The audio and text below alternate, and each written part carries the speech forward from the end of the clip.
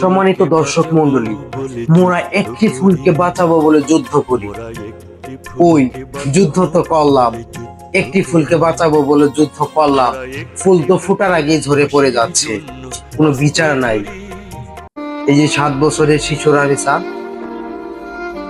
ধর্ষণ করার পরেই হত্যা করা হয়েছে। পুরো দেশবাসী আজকে স্তব্ধ মেরে রয়েছে, পুরো দেশবাসী আজকে নীরব। কি হলো এটা? রামিসার ঘটনাটা যখন ফার্স্ট টাইম শুনতে পেলাম, জানেন, শরীরের লোম দাঁড়িয়ে গিয়েছে। তো এরকম ধর্ষণকারী বিচার যদি জনসম্মুখে না হয়, ধর্ষণকারীরা ভয় পাবে না। ধর্ষণকারীরা ভয় পাবে না যদি জনসম্মুখে তাদের বিচার না হয়, লাইভে যদি তাদের বিচার না হয়। তো আমি একটা জোর দাবি জানাই, আমি আমার পক্ষ থেকে ব্যক্তিগতভাবে দাবি জানাই, ধর্ষণকারী বিচারটা যেন জনসম্মুখে হয় এবং পুরো বাংলাদেশের যত টিভি চ্যানেল রয়েছে সমস্ত টিভি চ্যানেলে যেন লাইভ ভিডিও ছাড়া হয় এই ধর্ষণকারীকে নিয়ে। ধর্ষণকারীর বিচার জনসম্মুখে হোক।